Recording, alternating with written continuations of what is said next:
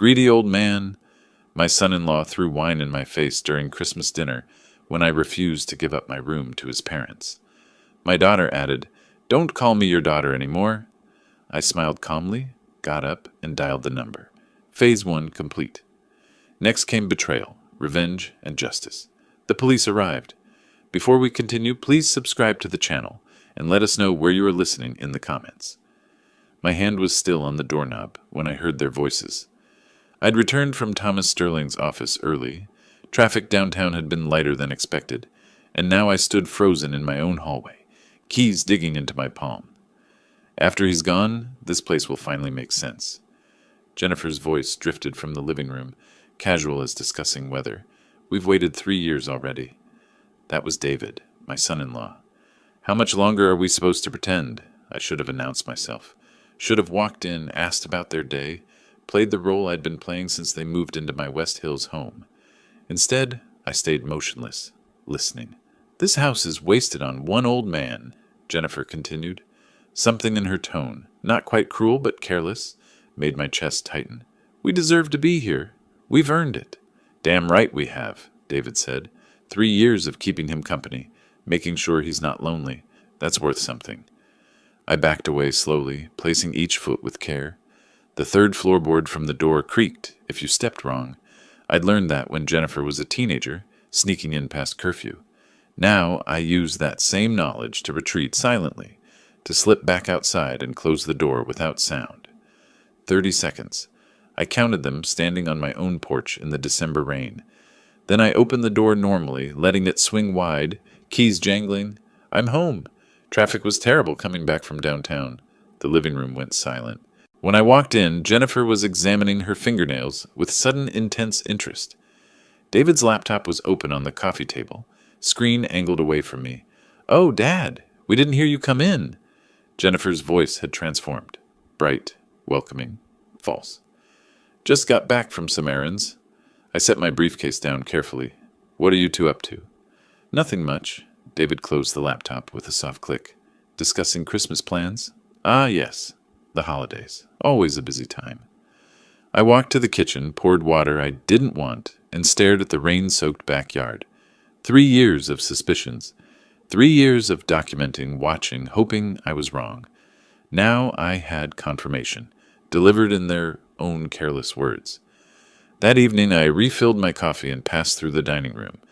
David sat hunched over his laptop, absorbed.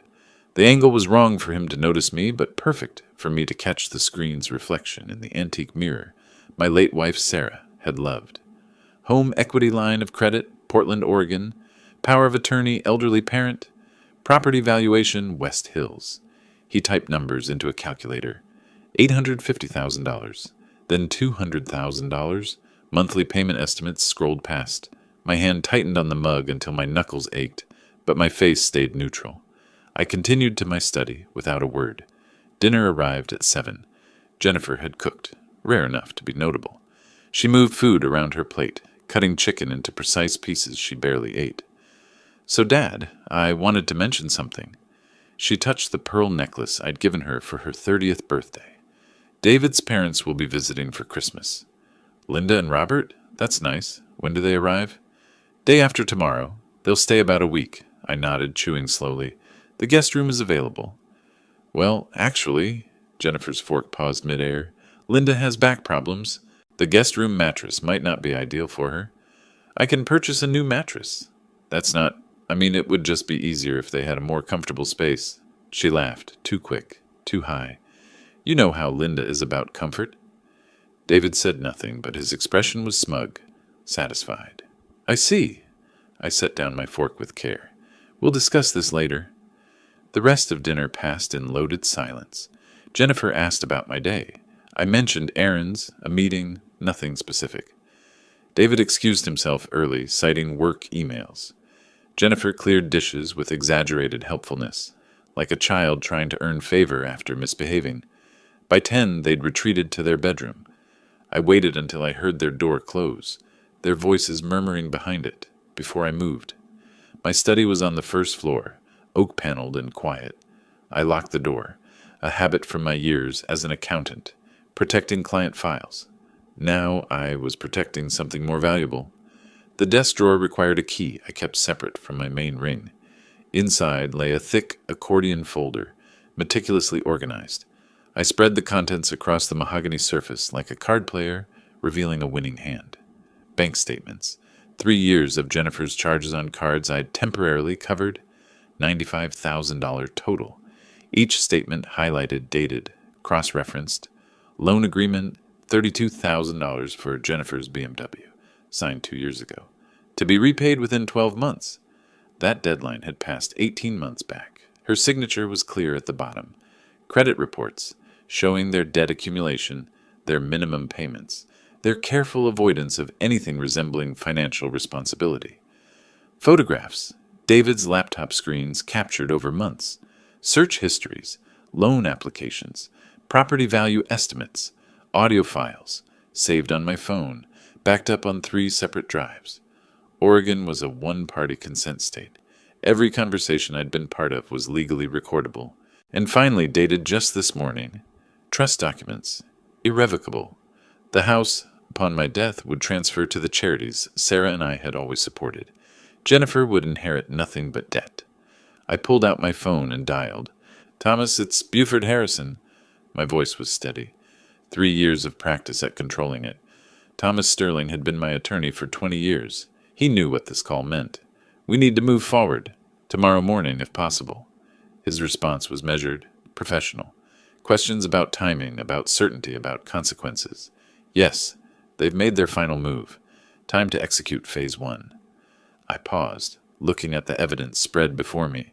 The trust documents, the loan notifications, everything. He agreed. 9 a.m. tomorrow, his office downtown. "Good. I'll see you at 9. And Thomas, thank you for your patience these past 6 months." I hung up and allowed myself a small, cold smile. I didn't sleep that night. Not from anxiety. I was done with that. I sat at the kitchen table as dawn broke, rain streaking the windows, my folder of documentation beside me like a loyal soldier. 3 years of evidence. Today I would add the final pieces. By 6:45 a.m., I was reviewing my checklist one last time. Trust documents, ready for signature. Loan paperwork, organized chronologically. Withdrawal of power of attorney, drafted and notarized. Everything Thomas and I had spent 6 months preparing. Jennifer and David's alarm went off upstairs around 7:30. I heard it through the ceiling, heard the shower start. By 8:15, I was in my car, pulling out of the driveway before they'd finished their coffee. Let them wonder where I'd gone. Let them assume I was running errands like always. Thomas Sterling's office occupied the 14th floor of a glass building downtown. Rain hammered the windows as we sat across from each other, paperwork between us. "This is the final set." Thomas slid a leather portfolio toward me. "Once you sign, the trust is irrevocable. The house will transfer to the designated charities upon your death. Your daughter will have no legal claim." I opened it, scanning terms I'd already memorized.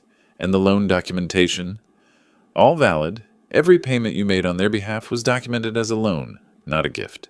Their signatures are on file. Total, $127,000. The number was satisfying in its weight. Real, undeniable. When can we serve notice?" "Whenever you're ready." "But Buford." He leaned forward, hands clasped. "Are you certain? This will destroy your relationship with your daughter." I met his eyes. Thomas had known Sarah, had handled her estate when cancer took her 4 years ago. He understood what family meant to me, but he didn't understand what these 3 years had cost. She destroyed it herself. I'm simply acknowledging the reality. I signed. Each stroke of the pen felt like closing a door I'd held open too long. Trust document, loan notices, power of attorney revocation. My signature, witnessed and notarized, making everything official. By 11, I was home. The house smelled of coffee and Jennifer's expensive perfume.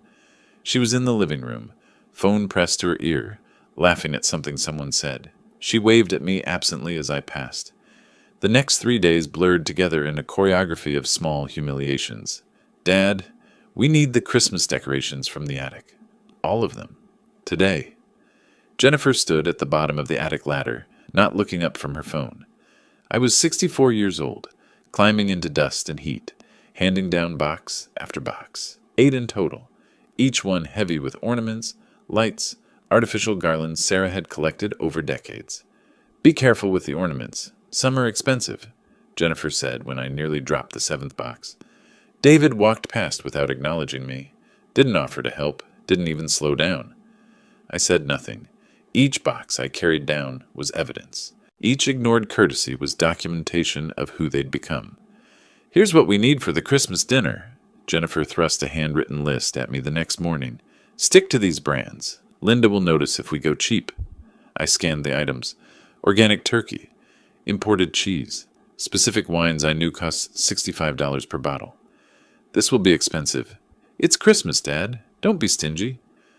Something in her tone, dismissive, entitled, reminded me of David. They'd been married 5 years. Sometimes people became their spouses. Sometimes they'd always been this way, and marriage just gave them permission. "How much do you expect this to cost?"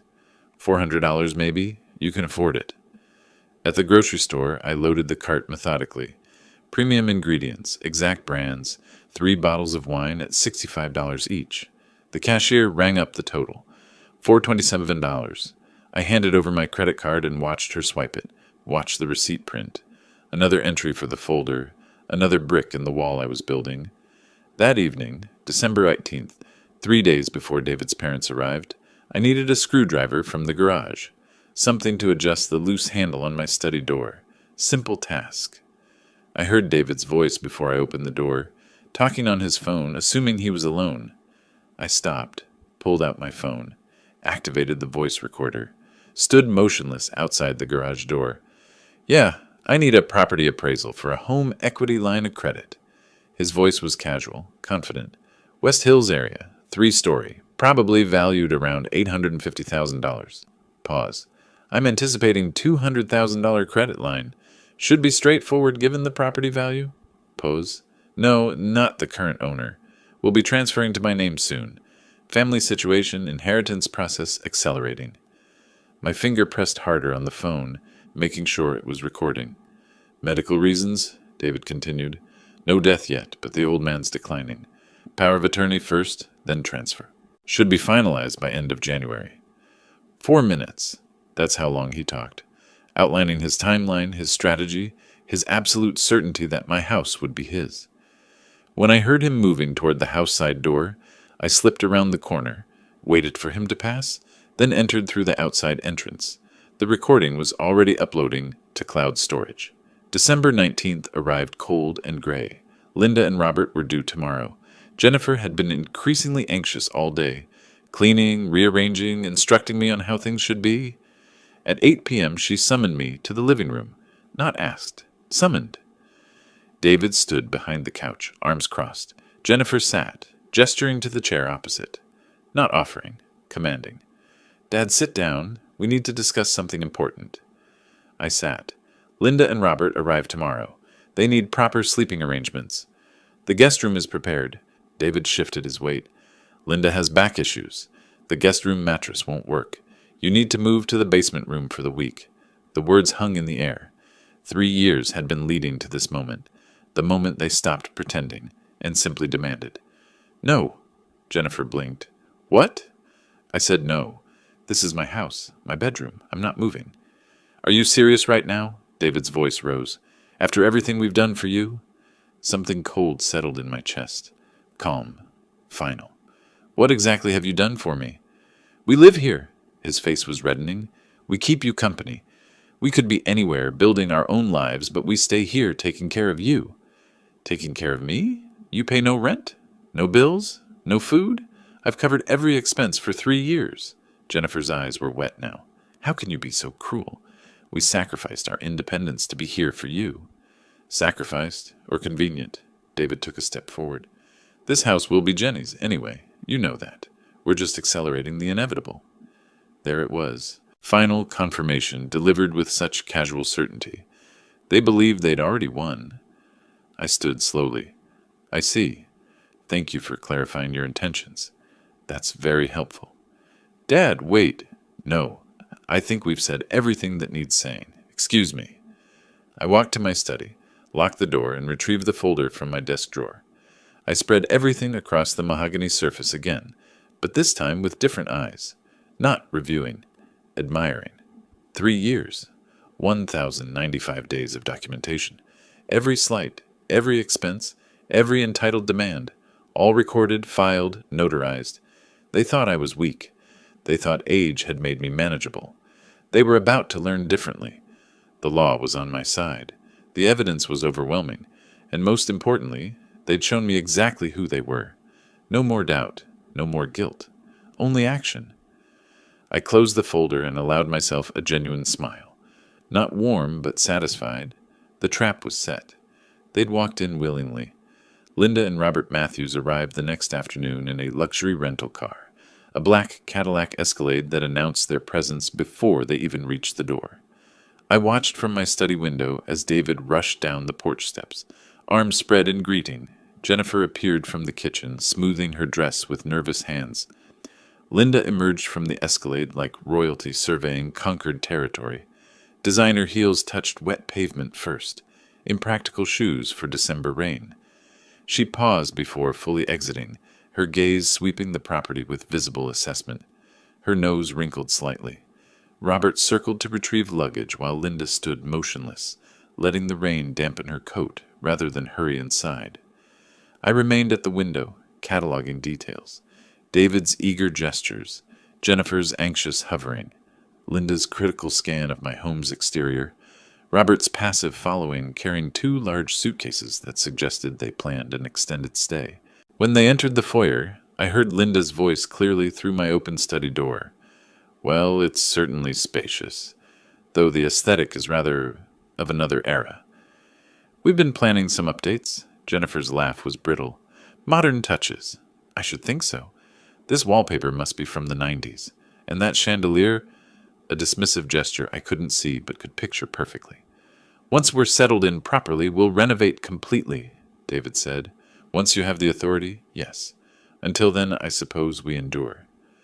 I emerged from my study. Linda, Robert, welcome to my home. Linda barely glanced at me. Buford, thank you for accommodating us on such short notice. Family is always welcome. How gracious. Though I understand the guest room situation is less than ideal. That evening's dinner was theater. I'd prepared roasted chicken, vegetables, wine, simple but quality. Linda dominated conversation with surgical precision. Buford, this house really is excessive for one person. Don't you find it overwhelming? I've lived here 15 years. I'm comfortable.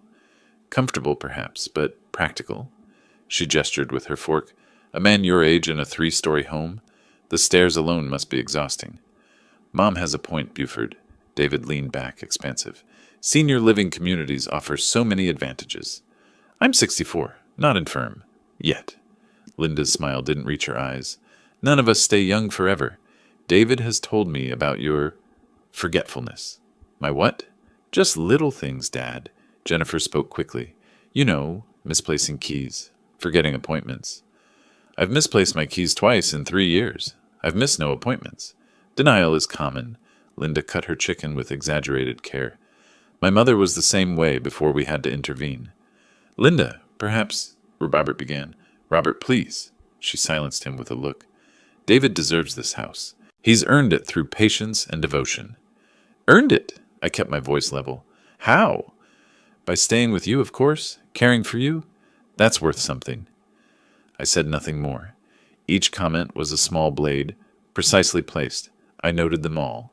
Linda's casual cruelty, Jennifer's eager agreement, David's smug satisfaction, Robert's guilty silence. This was rehearsed, coordinated. They'd planned this assault before arriving. After dinner, I excused myself, citing fatigue. In my study, I sat in darkness, door slightly ajar. Around 11 p.m., voices drifted from the living room, all 4 of them speaking in hushed but excited tones. I moved silently through the hallway, positioning myself in shadows where I could hear, but remain unseen. My phone was already in my hand, recorder activated, volume muted. I've researched the legal pathway. David's voice carried confidence. Power of attorney based on diminished capacity. It's completely legitimate if we have medical documentation. But Dad seems fine mentally, Jennifer said. How would we? I know someone. Linda's voice was matter-of-fact. Dr. Gerald Thornton. He and I have and understanding. For $3,000, he'll conduct an evaluation and provide the necessary diagnosis. Linda, that's fraud. Robert's objection was weak. It's expedience, Robert. Don't be naive. What if Dad refuses to see this doctor? Jennifer asked. He won't know he's being evaluated. Thornton will come here as a family friend, make observations, file his report with the court.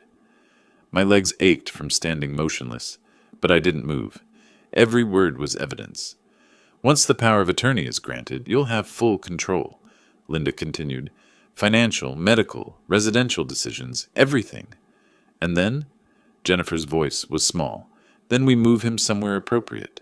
Selwood Senior Living has an excellent memory care unit, but he doesn't have memory problems. David's response was cold.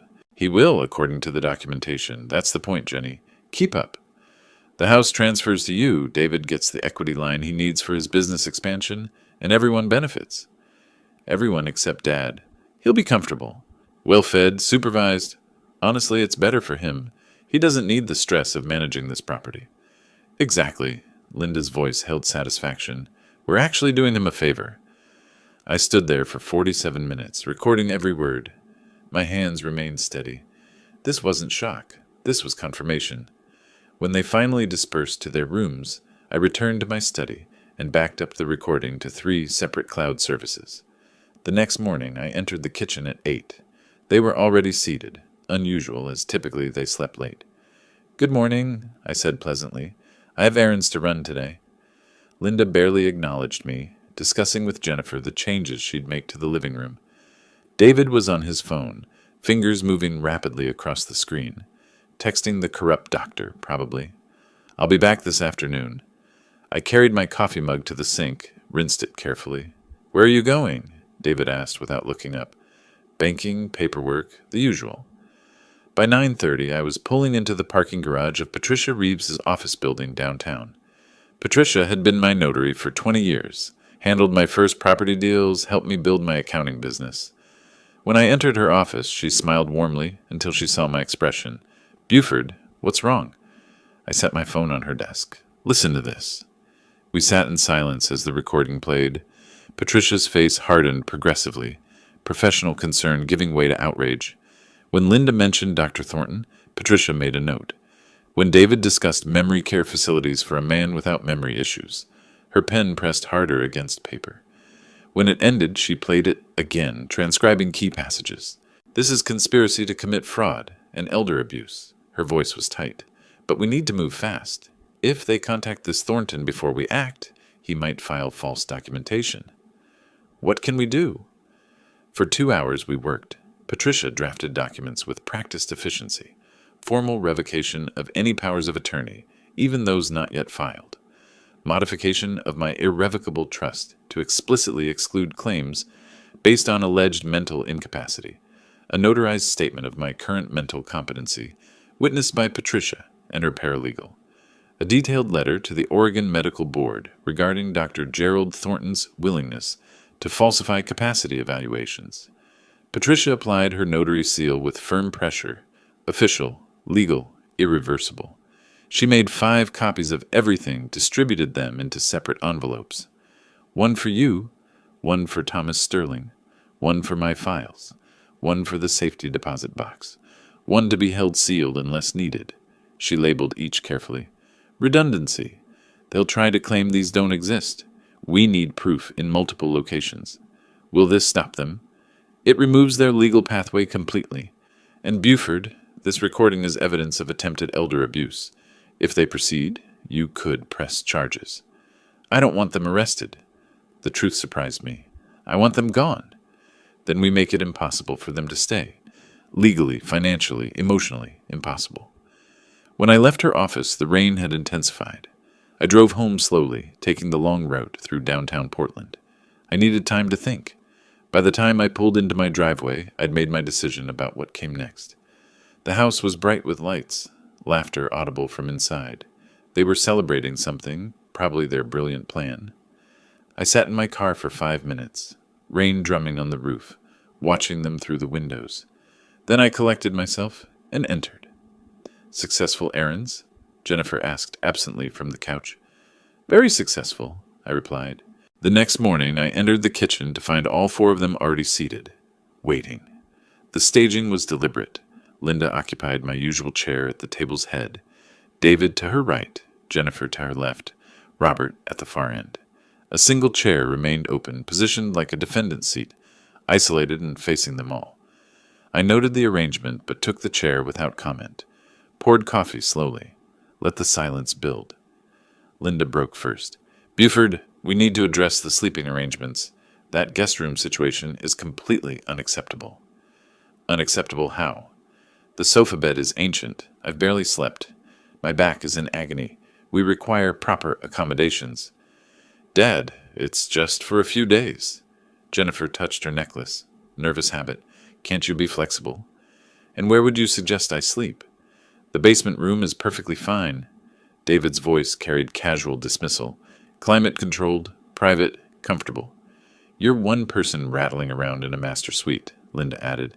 "We're two people on a fold-out couch. The logic is obvious." I took a sip of coffee.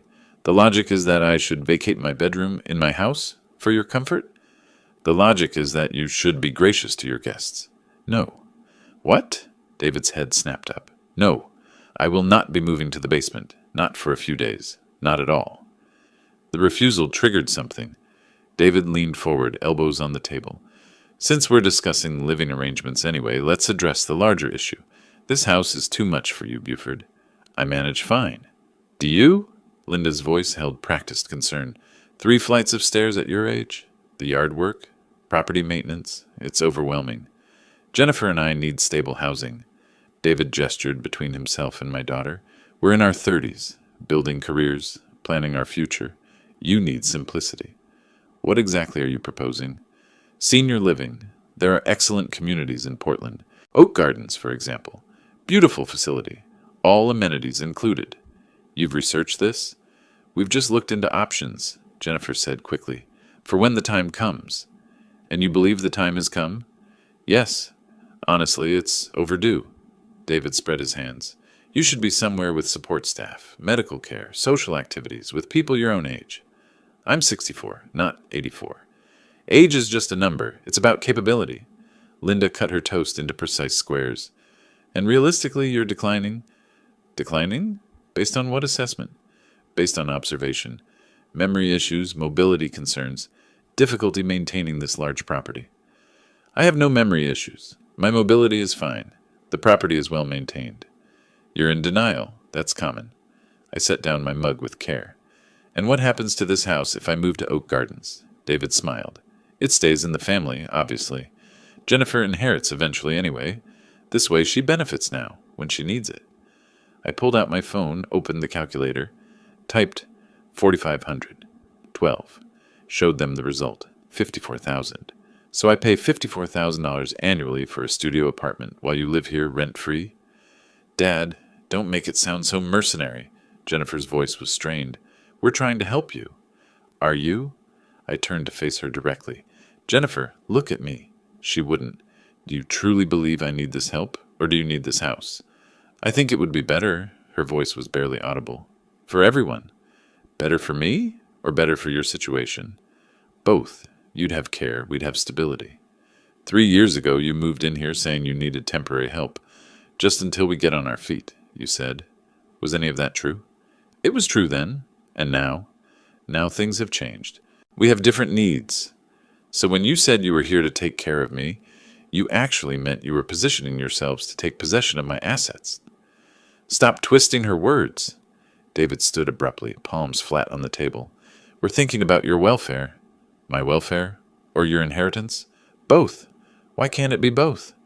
"Because one is generous and one is greedy, and I'm curious which is actually motivating this sudden concern for my well-being." David leaned over the table, looming. "You're being stubborn. Think about Jennifer for once. She's your daughter. She deserves security. She has security. She's lived here rent-free for 3 years. Temporary security. We need permanent arrangements. By permanent, you mean ownership of my house. I mean appropriate distribution of family assets. You're going to end up in Oak Gardens eventually, whether you cooperate now or not." David's voice dropped, threatening. "We can do this the easy way, or we can pursue other options." Other options? Explain. He caught himself realizing he'd said too much. Legal options. Standard procedures for elderly individuals who can't properly manage their affairs. And you believe I can't manage my affairs? I think you're becoming incapable of making sound decisions. This conversation proves it. I smiled, cold, knowing. The expression clearly unsettled him. How fascinating. And these legal procedures, you've researched them? I've consulted resources, yes. What kind of resources? That's not relevant. The point is there are mechanisms like power of attorney, perhaps, among other things. My smile widened slightly. I see. Well, you should certainly explore all your options, though I'd suggest consulting with a qualified attorney first. Legal procedures require proper documentation. Inadequate paperwork can lead to complications. Are you threatening us? Linda's voice was sharp. Threatening? No. Advising. The law is complex. One should be careful when attempting to invoke it. I stood, pushed my chair in, carried my mug to the sink, rinsed it methodically, placed it in the dishwasher, every movement deliberate. I appreciate your concerns. I'll give your proposal the consideration it deserves. Linda looked triumphant. So you'll look at oak gardens? I'll consider everything you've said. When will you decide? David asked. After Christmas. Speaking of which, tomorrow evening I'm hosting a dinner. 6 o'clock. I've invited guests. What guests? Jennifer's voice rose. I thought it was just family. Old friends, people I should have included from the start. You'll meet them tomorrow. Who specifically? David's confidence was wavering. People who matter. They'll be interested to meet all of you as well. This is highly irregular, Linda protested. Christmas should be family only. My house, my guest list. 6 o'clock. Dress appropriately. First impressions are important. What does that mean? It means be on your best behavior. These guests are observant. I turned toward the door, then paused. Oh, and David? About those legal procedures you mentioned? Consult an attorney before filing anything. You'll want to ensure your documentation is ironclad. Judges are particular about legitimacy, especially in elder law cases. Attempted fraud, even unsuccessful fraud, carries serious consequences. Who said anything about fraud? Did I say fraud? I meant errors. Paperwork errors. Easy to make when one rushes into legal processes without proper guidance. Buford, what are you implying? Linda's voice had lost its confidence. I'm not implying anything. I'm stating facts. The law protects vulnerable individuals from exploitation. It's quite robust, actually. Courts take these matters seriously. I stepped through the doorway. 6 o'clock tomorrow. Don't be late. My guests are punctual people. Behind me, silence stretched. Then Linda's voice, uncertain. What did he mean by that? Nothing. David's response lacked conviction. He's just posturing. I don't know. Robert spoke for only the second time all morning. The way he looked at you, David. That wasn't a desperate man. That was a man holding all the cards.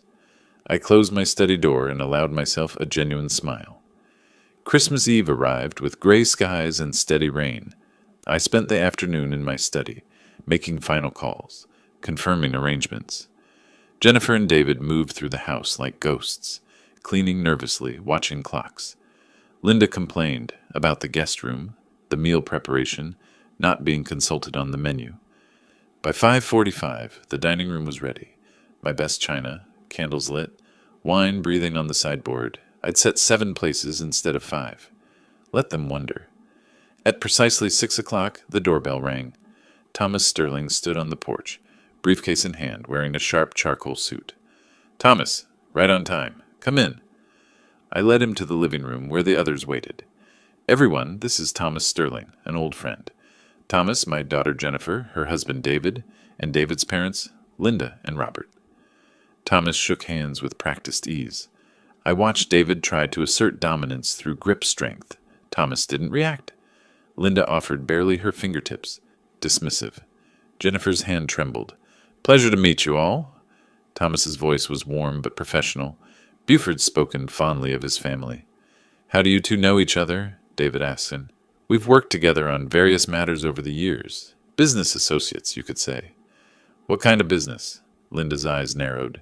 Legal matters, primarily, Property management, estate planning, that sort of thing. David tensed. You're a lawyer? I am. Though tonight, I'm just a friend enjoying Christmas Eve dinner. Dad didn't mention you were coming. Jennifer's voice was thin. I mentioned I was inviting guests. Thomas is always welcome at my table. Linda's response was ice. How fortunate for him. Dinner began with forced civility. I served the first course. Butternut squash soup, simple but elegant. Linda's first words, "This vintage is pedestrian." She gestured at the wine. Rather common for a formal dinner. David drained his first glass before the soup was finished. Poured a second immediately. His hands weren't quite steady. Thomas made pleasant conversation about Portland weather, the holidays, nothing substantial. But his presence unnerved them. I could see it. Jennifer barely touching her food. David drinking faster than eating. Linda's rigid posture. Halfway through the main course, David's wine courage kicked in. Buford, Jennifer and I have made a decision about your living situation. His words carried forced confidence. After the holidays, we're helping you transition to Oak Gardens Retirement Community. They have availability, $4,500 monthly. Perfect for your needs. I cut my chicken with deliberate care. And who pays this $4,500? You will, Dad. Jennifer spoke quickly. From the sale of this house. I'm selling my house? It's the logical solution. David leaned back, expansive. You move somewhere appropriate. We maintain the family home. Where will you live? Here, obviously. Someone has to maintain the property, manage everything. I set down my fork. This property isn't yours to manage.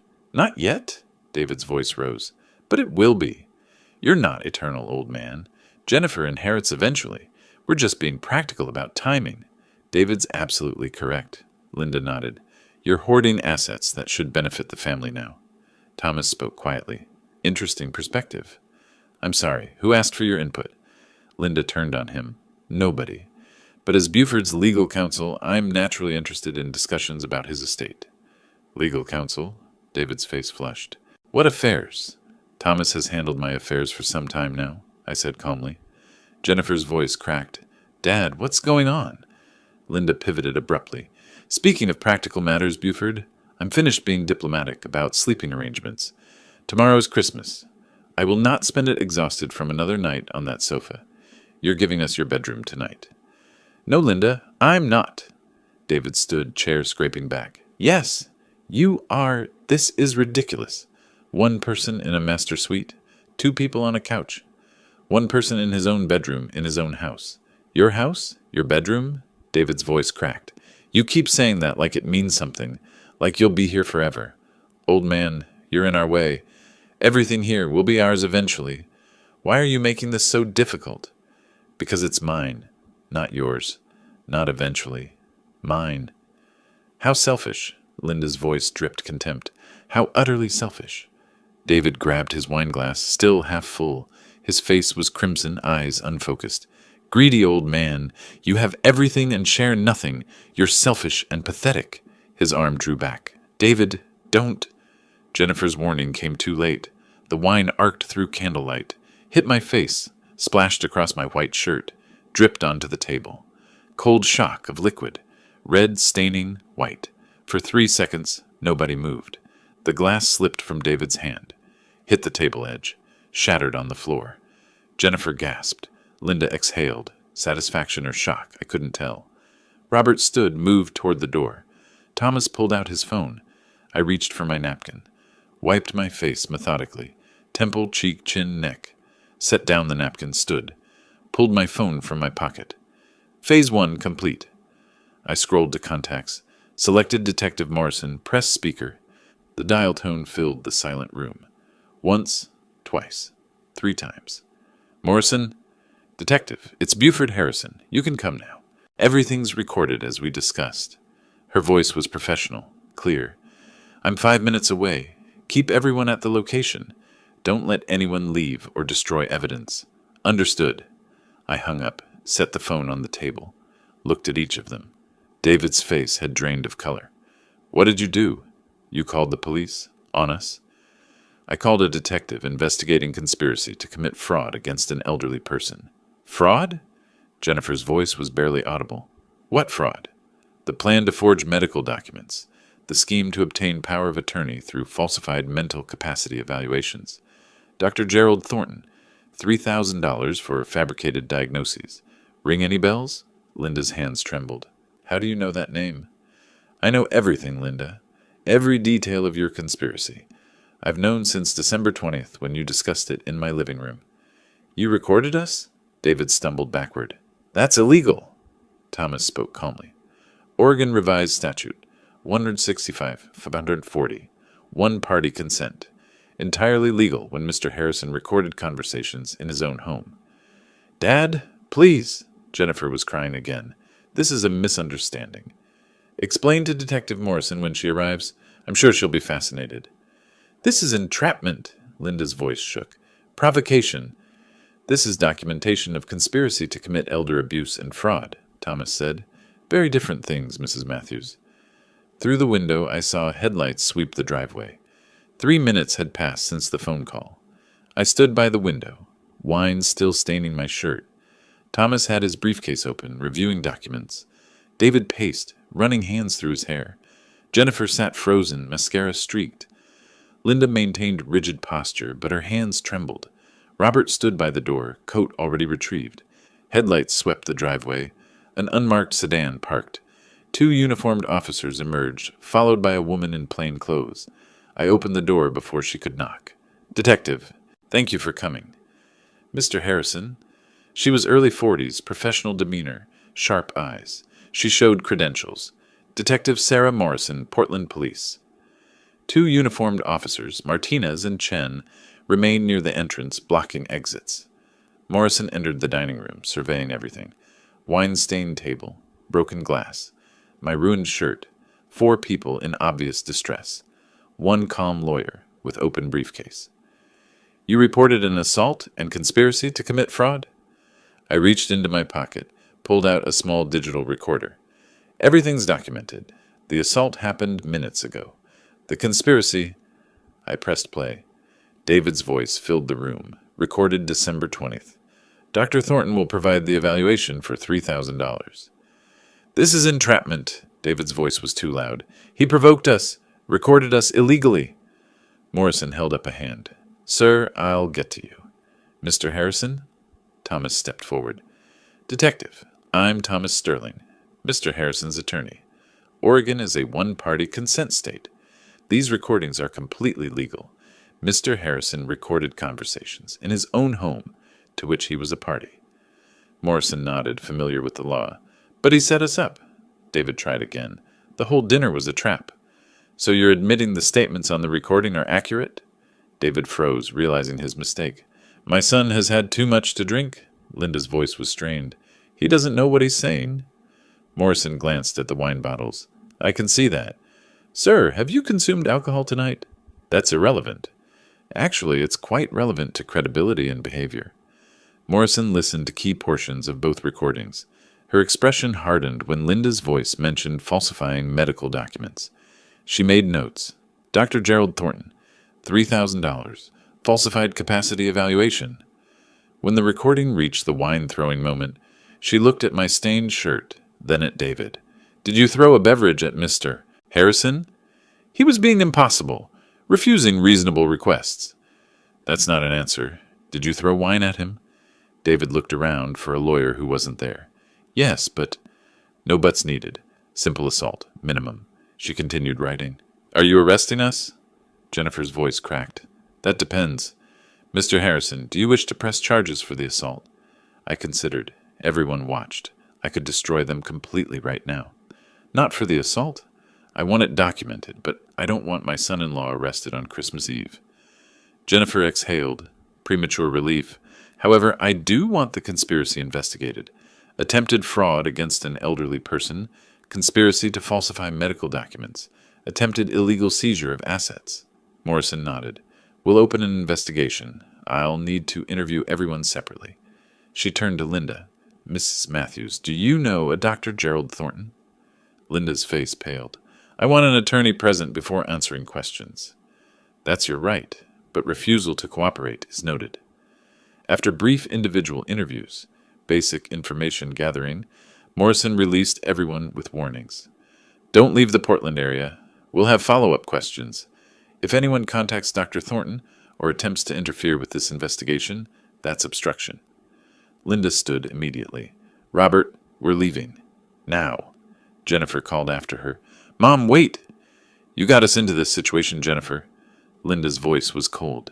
You and your weak spine. We're going home. Sounds of rapid packing upstairs. 15 minutes later, the Escalade pulled out, heading back to Seattle. Fleeing, though technically allowed since they weren't charged. Yet. After the police left, it was past 10. David and Jennifer sat on the couch, stunned. I went to my study, returned with Thomas. Thomas opened his briefcase, removed official documents.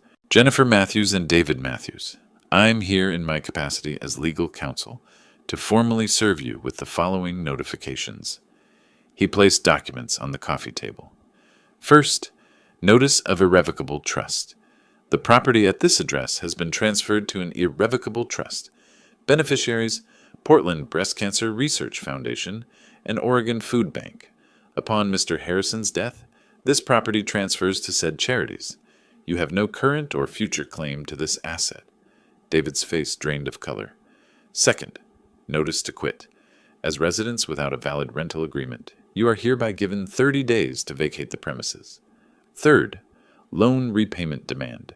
Total amount owed, $127,000, representing car loan, credit card payments, and other expenses paid on your behalf over 3 years. Payment plan or legal action commences January 15th. Jennifer stared at the papers. Dad, what is this? The truth. Everything I gave you was documented as loans. You signed the papers. You just never read them. David picked up the car loan document, saw Jennifer's signature. $32,000 for the Lexus? With interest, Thomas said. And that's just one item. You can't do this, Jennifer's voice broke. I'm your daughter. You said not to call you that anymore. I'm honoring your request. Jennifer picked up the trust document, hands shaking. Breast cancer research? Food bank? Not me. Because charity won't try to defraud me, forge documents to declare me incompetent, or conspire to lock me in a memory care facility I don't need. She grabbed the eviction notice. 30 days? Where are we supposed to go? That's not my concern. You made it clear tonight you don't want to be my daughter. Daughters don't demand their fathers be institutionalized so they can steal property. The loan document showed the total, $127,000. We can't pay this. Then you'll face collections, wage garnishment, asset seizure. The legal processes apply to everyone. Thomas gathered his copies. You have 30 days to vacate. The loan payment is due January 15th. Any questions should go through proper legal channels. He left. The front door closed. Jennifer and David sat in silence. Documents spread before them like evidence of their own destruction. Finally, understanding. They'd lost everything. Christmas morning arrived hollow and quiet. I woke early, made coffee in my kitchen without interference for the first time in 3 years. The absence of tension felt strange, almost unfamiliar. Upstairs, David and Jennifer hadn't slept. I'd heard them moving around all night, voices murmuring, laptop keys clicking. Around 8, David appeared in my study doorway. His eyes were red from screen staring, not tears. We need to talk. I didn't look up from my book. We have nothing to discuss. Everything was explained last night. I'm getting a lawyer. Those documents won't hold up. Feel free to consult counsel. Thomas Sterling followed the law precisely. You'll waste money, but that's your choice. His jaw clenched. You manipulated Jennifer into signing those papers. I offered assistance with expenses. She signed standard loan agreements. If she didn't read them, that's her responsibility. No court will uphold this. Every court will. The documents are notarized, witnessed, legally binding. Your lawyer will tell you the same, after charging you several $1,000s. He left. 2 hours later, he was gone in Jennifer's Lexus, heading to some attorney willing to meet on Christmas Day. By noon, he returned. I heard him come in, heard Jennifer's urgent questions, heard his defeated response. He says we have no case. That afternoon, Jennifer found me in the living room. She'd been crying all morning. She tried the emotional approach one final time. Dad, I'm your daughter. Blood. Family. You can't actually go through with this. I remained in my chair, book open. You told me not to call you my daughter. December 23rd, approximately 7:46 p.m. Those were your exact words. I was upset. I didn't mean it. I looked at her properly. You meant it enough to say it in front of witnesses, including a police detective. You meant it enough to support a plan to have me declared incompetent and institutionalized. Which part exactly didn't you mean? She had no answer. Tears, apologies, promises to do better, all flowed freely. I remained unmoved. I would have forgiven the greed. I would have forgiven the manipulation. But you conspired to take my freedom. That crosses a line that can't be uncrossed. The next day, David's desperation took a predictable turn. He contacted the Portland Tribune with his version. Cruel father evicting his own daughter just after Christmas, demanding repayment for gifts given over years, leaving them homeless over a family dispute. The reporter published a brief online article. For a few hours, social media buzzed with outrage. People loved that narrative. Heartless parent, suffering children. David thought he was winning. Then I made my move. I contacted the same reporter, provided complete context, recordings of the conspiracy, documentation of the power of attorney scheme, proof of attempted fraud, copies of loan agreements showing legitimate debt collection. I also provided Detective Morrison's statement, confirming an active investigation into conspiracy to commit elder abuse. The reporter, realizing she'd nearly published a one-sided story about fraud victims, issued a correction and full investigative piece. Elderly Portland businessman foils family fraud scheme. The article detailed everything: the conspiracy, the corrupt doctor plan, the wine-throwing assault. David's name was prominently featured. His original sympathetic narrative was destroyed within hours. That evening, David's phone rang. His supervisor. David, we've seen the news coverage. The company can't be associated with someone involved in an elder abuse investigation. We're placing you on unpaid leave pending resolution. Corporate speak, for you're likely fired. 2 hours later, Jennifer received a similar call from the salon owner. This publicity isn't good for business. Clients are uncomfortable. I'm sorry, but I need to let you go. Both unemployed within hours. Their modest but stable income evaporated. That evening, they sat at the kitchen table surrounded by laptop screens, showing apartments they couldn't afford, loan applications already denied, job postings now impossible because Google searches of their names produced that article. David slammed his laptop closed. This is impossible. We have nothing. We can't afford to move, can't afford to stay, can't afford a lawyer to fight it. Jennifer stared at her phone, reading comments. Hundreds of strangers celebrating their downfall. Greedy. Scheming. Karma. She looked at David. My father did this. He planned every piece of it. For months, maybe years. We never had a chance. David's response was bitter. We had every chance. We just thought we were smarter than him. We were wrong. The morning of December 27th, David woke after maybe 2 hours of sleep. Jennifer was already awake, laptop open, scrolling through apartment listings with dead eyes. She'd been doing this since 5 a.m. Search, calculate, realize it's impossible, repeat. What about this one? She pointed to a studio. $200 monthly. David joined her, coffee forgotten. $200 plus deposit is $600. We have $200. Minus moving truck, utility deposits, food. She trailed off. We'd be broke in a week. They kept searching anyway because the alternative was accepting they were trapped. By noon, they'd called 15 apartment complexes. Each conversation followed the same script. Yes, we're interested. Credit check? Well, there's some outstanding debt. How much? Oh, $127,000. No, I understand. Thank you anyway. 13 rejected them immediately. 2 said maybe, but required co-signers with excellent credit. They had none. David tried a private landlord on Craigslist. The landlord Googled their names during the call. Is this you in the Portland Tribune article about the fraud investigation? Click. Dial tone. Their names were poison. Jennifer went to the bank, hoping for a personal loan. The loan officer was sympathetic until he ran the credit check. Mrs. Matthews, you have a registered debt of $127,000 with an active collection notice. Your debt-to-income ratio is, well, infinite since you're currently unemployed. I can't approve any credit. What about our savings? He checked. $4,587.23 in your joint checking. That's all you have with us. She'd hoped there was more somewhere. There wasn't. Mid-afternoon, David decided to sell Jennifer's Lexus. He retrieved the title from their filing cabinet. Owner name, Buford Harrison. He reread it 3 times.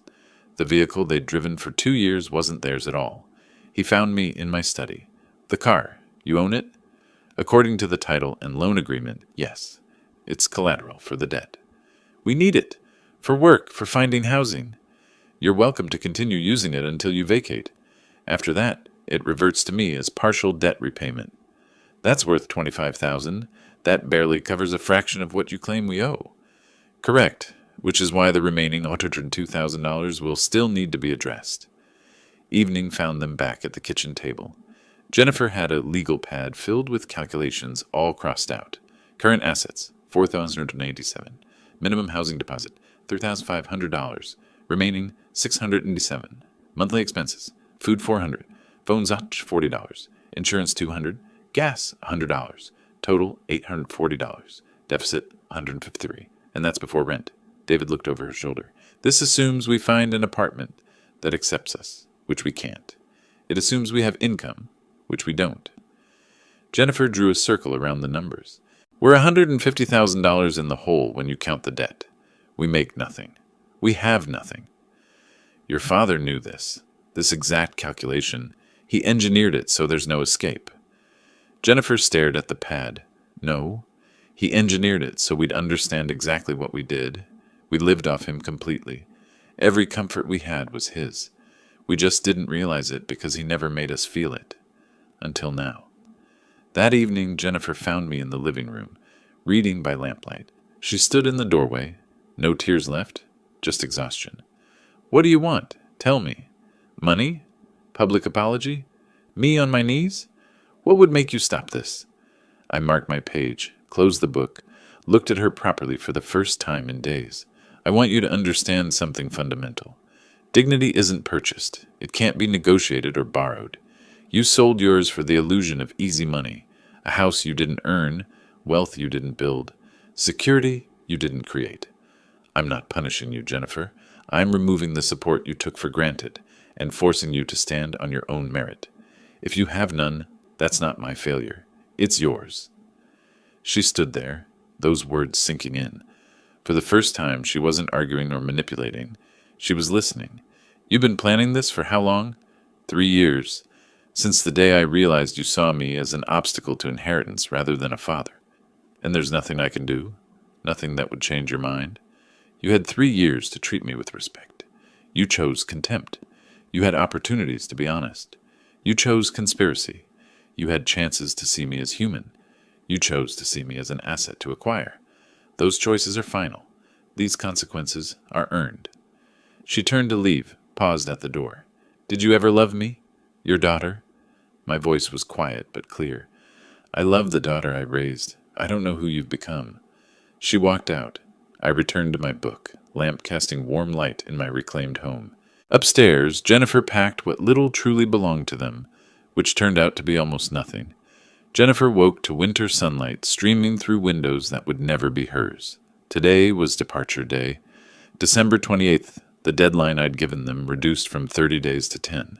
No extensions, no negotiations, no mercy. She looked around the guest room, their temporary home for 3 years. She saw it clearly now. They'd always been guests, never residents, never family. David was already awake, 2 suitcases open on the bed, nearly empty. That's all we can take? He gestured around the room. Everything else is his. The bed, dresser, lamp, even the hangers. We take our clothes and leave. 2 suitcases for 3 years of living. That was the sum of what they actually owned. They went through possessions methodically, discovering truth in each item. Jennifer reached for her jewelry box, gifts from me over birthdays and Christmases. Can I take these? David checked Thomas Sterling's documents. Gifts valued over $500 revert to estate as debt payment. How much are those worth? Maybe $3,000. Leave them. Her laptop, purchased by me for salon work. This belongs to him. Leave it. Kitchen appliances bought with my credit card. Mine. Artwork selected with my money. Mine. Books, decorations, cookware, everything stamped with my invisible ownership. By noon, 2 suitcases contained clothes, toiletries, a few personal photos, their sum total. 3 years reduced to 60 pounds of fabric and memories. At 2 p.m., they did a final walkthrough. Each room was a monument to their delusion. The dining room where they'd eaten hundreds of meals, my table, my chairs, my food. The living room where they'd watched television, my TV, my couch, my subscription. Jennifer stood in the kitchen, hand on the granite countertop. I told people this was my house. I gave advice on home renovation like I owned it.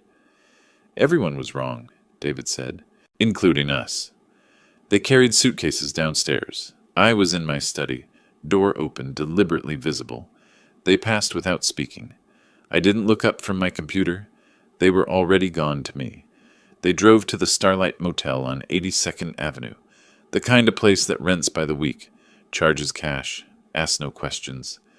$65 per night was all they could afford. The room was 200 square feet. 1 bed, 1 bathroom, 1 window overlooking the parking lot, 1 ancient TV bolted to the dresser. The heater rattled. The carpet bore stains. This was what $4,000 purchased. 60 nights of barely adequate shelter. Jennifer sat on the bed, testing the springs. They squeaked. She thought of the guest room bed they'd just left. Memory foam, high thread count sheets, quiet comfort. This is our life now. David dropped the suitcases. Temporarily, until we recover. Recover how? We have no jobs, no references, no credit, and everyone who Googles our names finds articles about fraud. At 4 p.m., someone knocked. A courier with certified mail. David signed, opened it. Portland Police Department letterhead. Investigation R.E. Conspiracy to commit elder abuse. Case closed. Insufficient evidence to prosecute. While recorded conversations demonstrate intent to commit fraud, no actual fraudulent actions were completed. Case filed as resolved with notation. What does that mean? Jennifer asked. Means we're not being charged, but it's permanently documented. Any future background check shows we were investigated for elder abuse conspiracy. So we're guilty without being convicted? We're tainted, which is almost worse.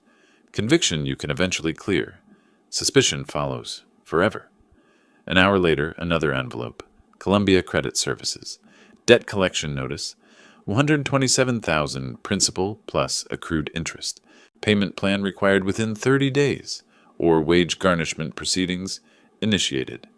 Payment options: $3,000 monthly for 4 years, or $1,500 monthly for 8 years, or lump sum settlement of $110,000. This is impossible, David said. Jennifer read over his shoulder. What happens if we don't pay? Wage garnishment, asset seizure, property liens, credit reporting, civil judgment. They can take money we don't have from jobs we don't have. We signed the papers. That's all that matters legally. Evening settled. They sat on the bed, nowhere else to sit. TV stayed off. The heater rattled. A couple argued next door, voices bleeding through thin walls. David stared at the debt notice. Jennifer stared at the police letter, 2 pieces of paper summarizing their destruction. He planned this, David said finally. Every detail. The loans, the trust, the recording, the timing. This wasn't reaction. This was execution. For 3 years we lived in his house, ate his food, drove his car, spent his money, Jennifer said, and complained it wasn't enough. We saw him as an obstacle instead of... She couldn't finish. Instead of what? A person? A father? Jennifer nodded. We forgot he was human. We treated him like an inheritance waiting to happen. They sat in silence. Outside, Portland's lights glowed. A city full of people living lives, unaware of the small tragedy in room 211 of the Starlight Motel. 2 people who gambled everything on greed and lost. Jennifer lay down, fully clothed, staring at the water-stained ceiling, understanding finally and completely there was no going back. This was their life now. This was what they'd earned. The same evening, December 28th, around 9 p.m., I sat in my reading chair, the leather one I'd owned for 15 years. Book open but unread on my lap. The house was quiet in a way it hadn't been for 3 years. Not empty. Inhabited. By choice. By peace. No television blaring from the guest room. No arguing about money, about me, about their entitled future. Just the subtle sounds of an old house settling, wood contracting in winter cold, the furnace cycling, rain beginning against windows. This was my home again, completely, undeniably, peacefully mine. On the coffee table lay the thick folder I'd assembled over 3 years. I opened it one final time, reviewing the chronicle. Page 1. Transcript of overheard conversation, June 2022. David telling Jennifer, "He won't last forever, and this house will be worth a fortune." Page 15. Photographs of my original will versus the new irrevocable trust. Page 32. Audio transcripts of the December 20th conspiracy, each sentence damning. Page 45. Jennifer's signatures on 8 loan agreements, each clearly titled, each legally binding. I documented everything because I'd learned a hard lesson. Family alone isn't enough. Without respect, without basic decency, family becomes predation. This folder was my shield. Now, my vindication. I reached for my phone, dialed Thomas Sterling. "Thomas, it's Buford. They departed at 2 p.m. as required. I wanted to thank you for your precision." He assured me the trust was airtight, the debt collection proceeding normally, the eviction legally unassailable. Next call, Patricia Reeves. "Patricia, the trust is executed. Portland Breast Cancer Research Foundation and Oregon Food Bank will receive the property upon my death. Thank you for 20 years of faithful service." She expressed satisfaction that I'd protected myself. 2 phone calls, 2 partnerships concluded. The legal architecture of my protection was complete. I stood at the window, looking out at Portland's lights scattered across the valley. Breast cancer research. My wife had fought that battle 8 years ago, ultimately losing. The house she loved would fund research, so others might win. Oregon Food Bank. I remembered childhood hunger, remembered my mother stretching meals impossibly thin. This house would feed people who needed it. Jennifer and David wanted this property to fund their comfort, their leisure, their avoidance of responsibility. Instead, it would serve people who actually needed help. That felt correct. Not vengeful. Correct. Justice aligned with compassion, just not compassion for those who'd tried to exploit me. I returned to my chair, let myself remember. 3 years ago, Jennifer moved in with promises of just temporary. I'd believed her, wanted to help. But within months, the dynamic shifted. I became the inconvenience, the obstacle, the old man in the way. Little comments. "You really need all this space?" Financial requests. "Just help us with the car payment." Dismissive gestures, eye rolls when I spoke. Conversations stopped when I entered rooms. I saw it happening and made a choice. Document everything, prepare for the worst, hope for the best. The worst arrived. My preparation saved me. I felt no guilt about that. I'd expected to feel victorious. I'd won, after all, kept my home, exposed their scheme, protected my assets, restored order. But sitting in that quiet house, I felt something different. Profound sadness mixed with relief. I'd lost my daughter, not to death, but to choices. Her choices, not mine. She'd chosen greed over relationship, conspiracy over honesty, entitlement over gratitude. I'd responded by removing myself from exploitation, but the cost was permanent severing. 36 years of fatherhood ended. I wasn't happy about that. But I was at peace with it. Some prices are worth paying to maintain dignity. I stood, walked through my house room by room. The guest bedroom, I'd convert it to a library, remove all traces of their occupancy. The dining room, I'd refinish that wine-stained table, restore what was damaged. The kitchen, I'd rearrange it for one person's efficiency, my projects, my space. Each room would be reclaimed, reimagined, repurposed. This wasn't the end of my life. This was a beginning. I was 64, healthy, financially secure, and finally free from people who saw me as a resource rather than a person. I stepped onto the back terrace, cold December air, sharp in my lungs. Below, Portland glowed. Above, stars emerged between clouds. I raised my coffee mug in a quiet salute to myself, to dignity, to boundaries, to the courage to protect yourself from those who'd harm you, even when they're family, especially when they're family. I finished my coffee, returned inside, locked the door, turned out the lights. Tomorrow I'd begin again. Tonight, I'd rest in the silence I'd earned, the silence after the storm, the silence of a home that was finally, completely, peacefully mine. If you like this story, please like this video, subscribe to the channel, and share your impressions of this story in the comments. To listen to the next story, click on the box on the left. Thank you for watching.